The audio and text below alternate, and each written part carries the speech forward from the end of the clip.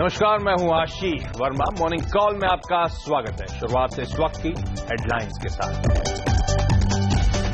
Brexit और fade बैठक से पहले दबाव में ग्लोबल बाजार। डाउ जोन्स 0.5% से ज्यादा गिरा। यूरोपीय बाजार 2% से ज्यादा टूटे।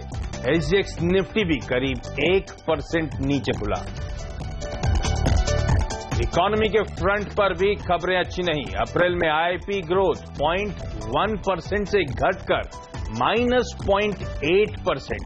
मैन्युफैक्चरिंग पर सबसे ज्यादा दबाव। और बढ़ सकती है महंगाई की आंख। आज आएंगे मई के रिटेल महंगाई आंकड़े। सीएनबीसी आवाज के पोल का अनुमान, रिटेल महंगाई 5.5% पर संभव। पावर सेक्टर में बड़ी डील। टाटा पावर ने किया ऐलान, खरीदेगी वेल्सपन एनर्जी के विंड और सोलर एसेट्स को। $1.4 अरब में हो सकती है डील। अमेरिकी बाजार में डॉक्टर रेड्डीज बढ़ाएगी दबदबा। फार्मा कंपनी टेवा और एलर्गान से 8 दवाएं खरीदेगी कंपनी। $35 करोड़ में डील। हवाई यात्रियों को मिल सकती है बड़ी राहत। टिकट कैंसिलेशन पर 15 दिन में रिफंड और फ्लाइट रद्द होने पर मिलेगा 400% तक हर्जाना। नई एविएशन पॉलिसी में सरकार का प्रस्ताव। एविएशन शेयरों पर दिखेगा दबाव।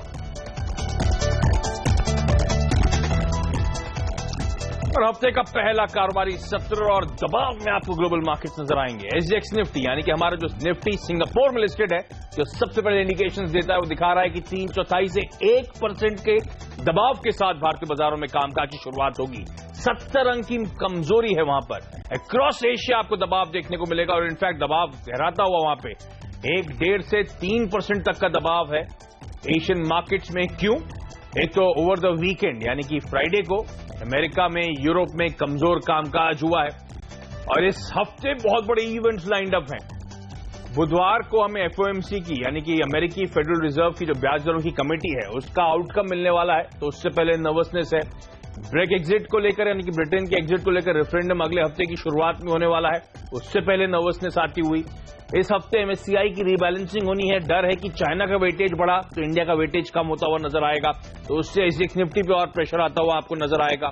कच्चे तेल में दबाव है और इसी के चलते हम देख रहे हैं कि लोग सेफ हेवन की तरफ मूव कर रहे हैं। आसान शब्दों में अगर आपकी स्क्रीन पे सोना आ सके तो over the weekend, in fact Friday को सोने में तगड़ी खरीदारी देखने को मिली है। 3 हफ्तों के हाइस पे सोना जाता हुआ $1275 पे वापस लौटता हुआ, और इसी वजह से क्योंकि बहुत तगड़े ग्लोबल इवेंट्स लाइंड अप है। सीएनबीसी आवाज के मार्केट एडिटर अनिल सिंघवी का मानना है कि भारतीय बाजारों में निफ्टी में बिकवाली करने की रणनीति आपको बनानी चाहिए। क्या टारगेट्स हैं, क्या रणनीति हो, क्योंकि गैप डाउन ओपनिंग तो ऑलरेडी होनी है। क्या उसके बाद भी बेच के चलूं? ये अनिल से और इनफैक्ट एक और एक्सपर्ट से आगे डिटेल में समझूंगा, लेकिन पहले सबसे इंपॉर्टेंट है ग्लोबल संकेत। अमेरिका आपकी स्क्रीन पर आया था, यूरोप आपकी स्क्रीन पर आया था। दबाव के साथ शुक्रवार को कामकाज हुआ है। मेरे साथ मेरे सहयोगी और आवाज के सीनियर एडिटर नीरज बाजपेयी जुड़ चुके हैं। Neeraj ji, hi, good morning. Good morning. Cross globe pressure देखने को मिल रहा है, क्या चिंताएं सता रही हैं? फ्राइडे को ये दबाव क्यों था? देखिए, दबाव का मूल कारण ये पूरे ग्लोबल मार्केट में अब ये चिंता है कि एक तो ब्रेक्जिट बिल्कुल सामने खड़ा हुआ है, उससे पहले फेड की बैठक होगी। तो ये 2 इवेंट ग्लोबल मार्केट वाले हैं जिससे काफी प्रेशर देखने को मिल सकता है। यही वजह थी कि फ्राइडे को जो यूएस मार्केट थे वो एक समय 172 पॉइंट तक नीचे चले गए थे, लेकिन थोड़ी सी रिकवरी और 120 पॉइंट के करीब जाके क्लोजिंग दिया। यूरोपियन मार्केट 2% से ज्यादा गिरे, क्योंकि ये 2 जो चिंताएं हैं ये पूरे ग्लोबल मार्केट को शेकन करेगी। उसके अलावा चाइना में जो रिबैलेंसिंग होनी है एमएससीआई की, उसके अलावा घरेलू बाजार पे भी आप देखेंगे तो तमाम नेगेटिव देखने को मिल रहे हैं, इसीलिए लगातार गिरावट है। खासतौर पे अमेरिकी बाजार में आप देखेंगे तो फाइनेंशियल्स जो शेयर्स थे उनमें काफी प्रेशर देखने को मिला, क्योंकि जो सबसे ज्यादा इंपैक्ट ब्रेक्जिट का होगा वो इसी चीज का होगा कि आपके फाइनेंसेस बिल्कुल रीबैलेंस करेंगे, टैक्सेस चेंज होंगे, बिजनेस अपॉर्चुनिटीज चेंज होंगी। तो वो एक बड़ा असर इस पूरे ग्लोबल मार्केट में दिखा। उसी का असर आज आप एशियाई बाजारों में देख रहे हैं कि जो ओपनिंग हुई है वो काफी कमजोर देखने को मिल रही है और भारतीय बाजार के जो संकेत है वो भी कमजोर है, क्योंकि डोमेस्टिक फ्रंट पे अगर आप देखेंगे तो जो इन्फ्लेशन है और जो आईआईपी है दोनों ही कमजोर दिख रहे हैं। ये है केवल एक आशीष है जो पॉजिटिव कह सकते हैं कि जीएसटी जो इस महीने के अंत से मानसून सीजन शुरू होगा तो शायद वहां से अच्छी खबर है, तो राहत मिल सकती है। ओके, तो अक्रॉस ग्लोब प्रेशर और डोमेस्टिक संकेत, डोमेस्टिक क्यूज जो आंकड़े आए हैं, चाहे वो आईआईपी के हों, चाहे वो इन्फ्लेशन के जो आने वाले हैं, उसको लेकर भी नर्वसनेस है। एक ही रे ऑफ होप है कि ये जो 14-15 को जो बैठक होने वाली है पश्चिम बंगाल में, जीएसटी कमेटी की, वो बड़ी इंपॉर्टेंट है, देखना होगा वहां से किस तरह का आउटकम आता है। लेकिन इस समय तो खैर बाजार ग्लोबल संकेतों पे, डोमेस्टिक क्यूज जो मिल रहे हैं उस पर रिएक्ट करता हुआ नजर आएगा और अच्छे खासे दबाव के इंडिकेशन सब आते हुए शुरुआती कामकाज में। इनफैक्ट जो हफ्ते का आखिरी ट्रेडिंग सेशन था बीते हफ्ते का शुक्रवार को, तब भी हमने देखा था बेहद वॉलेटाइल और फाइनली कमजोरी के साथ भारतीय बाजार बंद होते हुए नजर आए थे। आपकी स्क्रीन पर सुस्त शुरुआत, फिर दिन के दौरान बाइंग और फाइनली प्रॉफिट बुकिंग आई। सेंसेक्स निफ्टी आधा % का दबाव था, पर दिन के हाई से तो निफ्टी ने ऑलमोस्ट 100 अंक के आसपास गवाए थे। दिन के लोज के आसपास जाके इंडियन मार्केट शुक्रवार को क्लोज हुए। निफ्टी में 33 अंक की कमजोरी और 8170 यानी कि 8200 का जो इंपॉर्टेंट लेवल था वो टूटता हुआ नजर आया था। और दूसरी दिक्कत की बात, आज गैप डाउन होता हुआ नजर आएगा तो 8150 का जो अहम सपोर्ट मान रहे थे कई लोग बाजार में, वो भी शायद टूटता हुआ आपको आज आसानी से नजर आने वाला है। मिड कैप स्मॉल कैप्स भी लाल निशान के साथ शुक्रवार को कामकाज कर रहे थे। सरकारी banks, auto, real estate, oil and gas, FMCG, ये तमाम पॉकेट्स में देख रहा था अच्छा खासा दबाव था शुक्रवार को। हालांकि जो आंकड़े आए हैं कैश मार्केट के इतने ज्यादा निराशाजनक नहीं है। एफआईएस की तो कैश मार्केट में 200 करोड़ रुपए के आसपास की बाइंग थी। डीआईएस की तरफ से सेल नंबर था, लेकिन 166 करोड़ रुपए के आसपास का वो सेल नंबर था। लेकिन चलिए, ये हफ्ता कैसा पैन आउट होने वाला है, आज के लिए तो बड़ा दबाव के इंडिकेशंस आ रहे हैं, ग्लोबल संकेत बहुत कमजोर हैं। ऐसे में रणनीति क्या बने? सीएनबीसी आवाज के मार्केट एडिटर अनिल सिंह भी अब मेरे साथ जुड़े हैं। Anil ji hi, good morning. पता नहीं गुड मॉर्निंग कहना नहीं चाहिए, मॉर्निंग। निफ्टी में आपने बिकवाली करने की सलाह दी है, गैप डाउन ओपनिंग होने वाली है सर, 70 अंक के आसपास के दबाव के इंडिकेशन है एसजेएक्स निफ्टी से। अब उसके बाद रणनीति समझाएं, क्या करूं? उसके बाद भी बेच के चलूं? हाँ बिल्कुल, क्योंकि आशीष 8100 अब अहम लेवल है निफ्टी पर सपोर्ट के लिए, आज से अहम भी और आखिरी भी, क्योंकि वहां पर हाईएस्ट ओपन इंटरेस्ट बना हुआ है कॉल्स में। तो अगर बाजार पर रुकना है तो वहीं पर रुकना है। तो उसके नीचे जाने के बाद तेजी करने वाले ट्रेडर्स की तरफ से पोजीशन कम होने का प्रेशर और बढ़ेगा और मंदी करने वाले ट्रेडर्स हावी होते हुए दिखेंगे। तो इसलिए 8100 को होल्ड करना बेहद जरूरी है। और लग ऐसा रहा है कि आज एक बार आप 8100 के आसपास पहुंचेंगे तो 8100 के नीचे ज्यादा चिंता होनी चाहिए। वैसे शॉर्ट टर्म ट्रेडर्स के लिए 8200 के नीचे की क्लोजिंग जो शुक्रवार को मिली है, अभी स्टॉप लॉसेस ट्रिगर हो जाने चाहिए और ये हमने कहा भी था। तो अब ओवरऑल एक बात साफ है कि अब से लेकर 23 जून तक ऊपरी स्तरों पर दबाव रहेगा। ब्रेक्जिट की जो चिंताएं दिख रही है, अनलेस की बाजार का मूड बदल जाए कि ब्रेक्जिट नहीं होगा, इस तरह के संकेत आ जाए, तब तो अलग बात है। अदरवाइज अब 8300 को पार करना बहुत मुश्किल है बाजार के लिए। फ्रेश तेजी 8300 के पार ही बनेगी, ये एक साफ संकेत है। दूसरी बात है, बैंक निफ्टी अभी तक इतना कमजोर दिख नहीं रहा है, लेकिन बैंक निफ्टी के लिए भी 18,000-18,050 वो रेंज है जिसके पार जाना थोड़ा मुश्किल होता हुआ दिख रहा है। तो बैंक निफ्टी में भी बिकवाली की राय होगी। 16,750, 17,750, 17,600 ये दो लेवल है जो बाजार टेस्ट कर सकता है। तो ओवरऑल तेजी करने वाले ट्रेडर्स को थोड़ा सावधान रहना चाहिए, सेल ऑन राइज की रणनीति के साथ उतरना चाहिए और अपनी पोजीशंस बाजार में फिलहाल कम रखनी चाहिए। 15 को जो एमएससीआई में चाइना के ए शेयर्स को शामिल करने की बात चल रही है, उस पर चर्चा होनी है। अगर वो होता है तो भी भारतीय बाजारों के लिए वो थोड़ा नेगेटिव है। तो ओवरऑल इस वक्त ग्लोबल चिंताएं थोड़ी बढ़ती दिख रही है, तो ऐसे में लोकल सेक्टर्स भूलकर वहीं पर नजर रखें। ओके, तो ग्लोबल चिंताएं बढ़ रही हैं, काफी सारे इवेंट्स लाइंड अप हैं। एफओएमसी का आउटकम बुधवार को आना है, 2 दिनों की बैठक है। एमएससीआई की रिबैलेंसिंग बुधवार को होनी है। चाइना का अगर वेटेज बढ़ा तो इंडिया ऑटोमेटिकली वेटेज प्रेशर में आता हुआ नजर आएगा। ब्रेक्जिट इसके बाद अगले हफ्ते होने वाला है, उससे पहले नर्वसनेस है 23 जून को। मेरे ख्याल से अगले हफ्ते गुरुवार को ब्रेक्जिट यानी कि उस रेफरेंडम पे वोटिंग होने की, ब्रिटेन यूरोजोन में रहे या ना रहे। तो बहुत तगड़ी इवेंट्स लाइंड अप है और उसी के चलते हम देख रहे हैं ग्लोबल प्रेशर इंडियन मार्केट्स पे। इंडिकेशन एटलीस्ट आ रहे हैं इस निफ्टी से कि दबाव के साथ हमारी भी आज शुरुआत होगी। अब तो 1% का दबाव आता हुआ। चलिए बाजार पे एक और एक्सपर्ट अब अपने साथ जोड़ते हैं, उनसे जानते हैं रणनीति क्या हो। हेम सिक्योरिटी इसके मनोज सचदेव अब मेरे साथ जुड़े हैं। मनोज जी हाय, क्या करना चाहिए सर निफ्टी में? अच्छे खासे दबाव के साथ शुरुआत होने के इंडिकेशंस आ रहे हैं। मॉर्निंग आशीष जी, अगर निफ्टी का डेली इंट्राडे चार्ट देखेंगे तो उसमें लोअर हाइज लोअर लोज की एक फॉर्मेशन बन रही है, तो बेटर होगा निफ्टी को शॉर्ट टर्म के लिए तो अभी बेच के ही चलना चाहिए। एक 8200 का एक माइनर सपोर्ट था, मेजरली आज वो ब्रेक हो जाएगा, तो 8260 के स्टॉप लॉस से निफ्टी बेचे 8170 और 8130 के लेवल के लिए। 8170, 8130 के टारगेट्स के आप अप्रोच करने को कह रहे हैं सर, और ये गैप डाउन अगर होता है तो फिर रणनीति क्या होगी? तो भी ट्रेंड तो डाउन का ही है, तो बेटर होगा बेच के ही चले निफ्टी को। ओके, तो बिकवाली करने के मौके होंगे मेरे ख्याल से। लेवल्स तो गैप डाउन में शायद आपको देखने को मिल जाएंगे, लेकिन बिकवाली करने की सलाह दोनों एक्सपर्ट की तरफ से आती है। और अगर दबाव के साथ खुलता है, गैप डाउन खुलता है, उसके बाद भी अनिल, उसके बाद भी मनोज मानते हैं कि बिकवाली करने के आपको आज मौके ढूंढने चाहिए। लेकिन मनोज जी कुछ स्टॉक स्पेसिफिक आइडियाज भी प्लीज शेयर करें आज के कारोबार के लिए। जी हाँ आशीष जी, यस बैंक को बेच के चला जा सकता है। इसमें जो मेजर सपोर्ट था 1045 का, कल वो ब्रेक हुआ है। Okay. तो 1055 के स्टॉप लॉस से 1020 के टारगेट के लिए यस बैंक बेच सकते हैं। एशियन पेंट को बेच के चला जा सकता है। कल इसमें विद वॉल्यूम ब्रेकडाउन आया था। कल इसने 1012 का मेजर सपोर्ट ब्रेक किया था। तो 1010 के स्टॉप लॉस से 980 के टारगेट के लिए सेल कर सकते हैं। ओके, तो निफ्टी में बिकवाली करने की सलाह, और यस बैंक और एशियन पेंट्स, इन दोनों स्टॉक्स पे भी आप बिकवाली कर सकते हैं। लेवल्स जो मनोज जी सुझा रहे हैं वो आपकी स्क्रीन पर। सर आपका धन्यवाद सुबह वक्त निकालने के लिए। लेकिन और कुछ एक्सपर्ट्स की राय जान लेते हैं, क्या आज की ट्रेडिंग आइडियाज हैं। पूजा मेरे साथ जुड़ चुके हैं। पूजा, हाय, गुड मॉर्निंग। कौन से स्टॉक्स रडार पे हैं एक्सपर्ट्स के?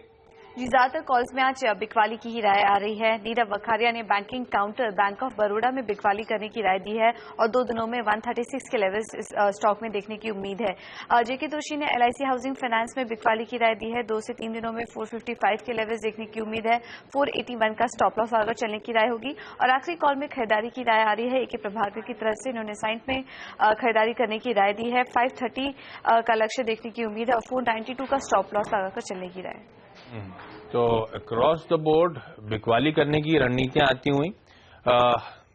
निफ्टी पे अनिल और मनोज दोनों मानते हैं सेल करके चलें। इसके अलावा Yes Bank, Asian Paints, Bank of Baroda, LIC housing, इन सब में एक्सपर्ट्स मानते हैं बिकवाली करने के मौके ढूंढने चाहिए। तो ये तो ट्रेडिंग आइडियाज थे आज के लिए। लेकिन आज कौन से टॉप 5 शेयर्स खबरों की वजह से फोकस में रहने वाले हैं?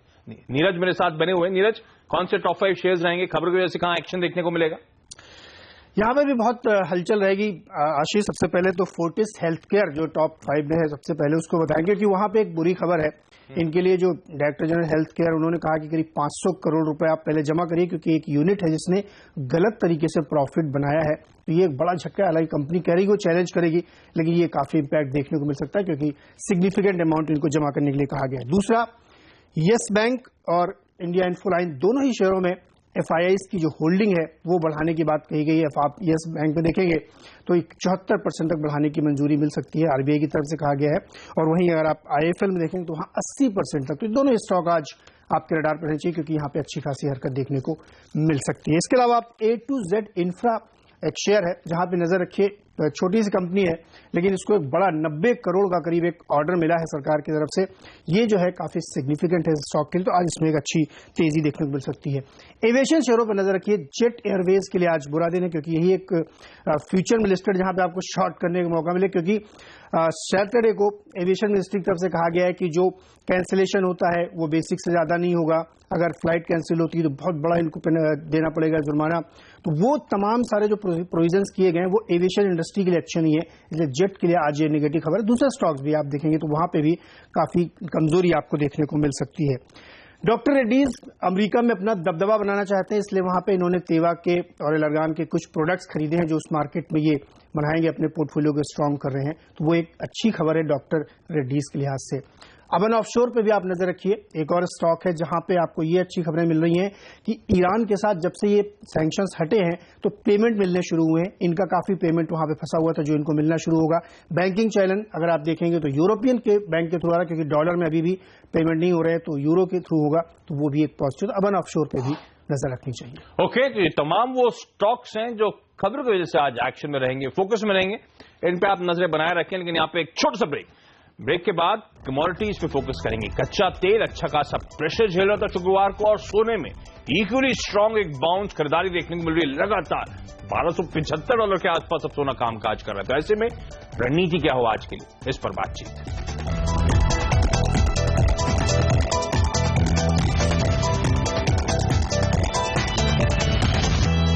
ब्रेक के बाद आपका स्वागत है। और अब बात शुक्रवार को आए IIP आंकड़ों और आज आने वाले CPI महंगाई दर आंकड़ों की। पूजा बनी हुई मेरे साथ। पूजा, किस तरह से दिखे हैं ये जो IIP आंकड़े आए थे, और अब रिटेल महंगाई का अनुमान हमारा क्या कहता है, क्विकली बताएं। IIP के आंकड़े हमारे अनुमान के मुताबिक ही आए हैं। हम 0.5% नेगेटिव ग्रोथ की उम्मीद कर रहे थे, यहाँ पर 0.8% नेगेटिव ग्रोथ देखने को मिले हैं। और माइनिंग और मैन्युफैक्चरिंग में सबसे ज्यादा कमजोरी आई है। मैन्युफैक्चरिंग की बात करें तो 3% की डिग्रोथ आई है, और माइनिंग में मामूली 1.4% की बढ़त देखने को मिली है। लेकिन जो इलेक्ट्रिसिटी ग्रोथ है वो 15% के आसपास देखने को मिली है। और अगर ये ग्रोथ भी नहीं होती तो जानकार मान के चल रहे कि IIP के जो आंकड़े हैं वो और भी ज्यादा कमजोर यहाँ पर देखने को मिल सकते थे। इसके अलावा आज आने वाले सीपीआई आंकड़ों की बात करें तो हमारा अनुमान है कि 5.6% के आसपास ये आंकड़ा देखने को मिल सकता है। फूड इन्फ्लेशन में काफी ज्यादा बढ़त देखने की उम्मीद है, खासकर कि शुगर और पल्सेस के जो दाम में बढ़ोतरी आई है उसकी वजह से काफी ज्यादा असर इस बार महंगाई दर के आंकड़ों में देखने को मिल सकता है। और जो हाई वैल्यू फूड आइटम्स है जैसे कि मीट, फिश, फ्रूट्स और वेजिटेबल्स, इन सब की वजह से भी महंगाई दर के आंकड़ों में काफी ज्यादा बढ़त देखने को मिल सकती है। मंथ ऑन मंथ और ईयर ऑन ईयर दोनों ही फ्रंट पर दबाव देखने की उम्मीद है। ओके, तो ये एक्सपेक्टेशंस हैं। आज महंगाई बढ़ती हुई नजर आएगी, ग्रोथ कमजोर होती हुई, खासतौर पर मैन्युफैक्चरिंग प्रेशर बनाता हुआ। तो अर्थव्यवस्था के लिहाज से भी डेटा, जैसे नीरज भी हाईलाइट कर रहे थे, थोड़ा सा कमजोर देखने को मिल रहा है। लेकिन अब बात कमोडिटी और करेंसी मार्केट्स की। अमेरिका में क्रूड का भंडार बढ़ने और कच्चे तेल में गिरावट उसके चलते देखने को मिली है। हालांकि सोना 3 हफ्ते की ऊंचाई पर कायम है। शुक्रवार को डॉलर के मुकाबले रुपया 5 पैसे कमजोर होकर 66.76 के लेवल्स पर जाकर बंद हुआ है। आज कौन से ट्रेड करते हैं, करना चाहिए, क्या रणनीति हो? कार्वी कॉम्प्रेट के हिमांशु गुप्ता मेरे साथ जुड़ चुके हैं। हिमांशु जी, सबसे पहले तो सोना सर, अब तो एफओएमसी मीट सर पे खड़ी है हमारे और सोने में लगातार मोमेंटम बना हुआ है। क्या अभी भी प्ले करूं? अभी भी और गेन्स आ सकते हैं? $1275 पे इंटरनेशनल मार्केट में आज सुबह कामकाज हो रहा है। Good morning Ashish ji. देखिए, जैसा कि आपने बोला कि इस नेक्स्ट वीक में, इस करंट वीक में एफओएमसी की पॉलिसी मीट आ गई है, तो मुझे लगता है कि कहीं ना कहीं थोड़ी बहुत प्रॉफिट बुकिंग देखने को मिल सकती है। $1280 पर थोड़ा टेक्निकल रेजिस्टेंस भी प्लेस्ड है चार्ट पर। तो आज के सेशन के लिए आई वुड रिकमेंड कि 30,150 के आसपास शॉर्ट प्ले करें। थोड़ा सा फ्रॉथ जो है वो सेटल होता दिख सकता है। लगातार 3 हफ्ते से हमने एक अच्छी तेजी देखी है। आज के सेशन में मैं रिकमेंड करूंगा हायर लेवल्स पे शॉर्ट कर सकते हैं। ओके, तो सोने में बिकवाली करने के, किसी भी उछाल में हायर लेवल्स में बिकवाली करके चलें। 29,900 तक के टारगेट्स के लिए अप्रोच करने की सलाह है। इसके साथ साथ कच्चा तेल सर, वहां पे गिरावट, वहां पे कमजोरी जारी है, वहां पे क्या रणनीति बनाऊं? क्या बिकवाली करने के वहां पे भी मौके ढूंढने आज के ट्रेडिंग सेशन के लिए? जी बिल्कुल, क्लियरली हमने लास्ट वीक में देखा कि प्राइसेस $51 के ऊपर जाने के बाद सस्टेन नहीं कर पाए और हमारे यहाँ पर भी 3400 के लेवल्स पर अच्छा टेक्निकल सेलिंग देखने को मिला। तो और जैसा कि हम सभी जानते हैं कि यूएस की तरफ से प्रोडक्शन एक बार दोबारा से बढ़ने लगा है। $50 के प्राइसेस ऊपर पहुंच गए हैं, तो मार्जिन बढ़ते हुए देखने के चक्कर में दोबारा से सेलिंग देखने को मिल रही है और एक अच्छा सा सप्लाई दोबारा प्रेशर बिल्डअप हो रहा है। क्रूड ऑयल के प्राइसेस में भी मैं रिकमेंड करूंगा हायर लेवल्स पे शॉर्ट कर सकते हैं और 3270 से 3250 तक के इंटरडे के लिए टारगेट्स के लिए। ओके, तो कच्चा तेल, सोना दोनों में बिकवाली करने की सलाह है। लेवल्स जो हिमांशु सुझा रहे हैं वो आपकी स्क्रीन पर। क्विकली जाते जाते रुपए की रणनीति समझाने आज के लिए। ब्रॉडली मैं एक्सपेक्ट करता हूं कि यहां से रुपये में मजबूती देखने को मिल सकती है। 66.85, 66.90 स्पॉट लेवल्स में शॉर्ट कर सकते हैं यूएसडी एनआर पेयर के लिए 6670 और 6660 तक के टारगेट्स के लिए। ओके, तो रुपए को शॉर्ट कर सकते हैं 6670 तक के लक्ष्य के लिए। सर आपका बहुत धन्यवाद सुबह सुबह वक्त निकालने के लिए। ये थी कार्वी कॉम्प्रेट की आज के लिए कमोडिटी मार्केट्स में आपके लिए रणनीति। लेकिन यहाँ पे एक छोटा सा ब्रेक, आगे एसजेएक्स निफ्टी की चाल पर नजर डालेंगे और साथ ही क्या खास इवेंट है आज दिन भर के लिए, ये भी आपको बताएंगे इस छोटे से ब्रेक के बाद।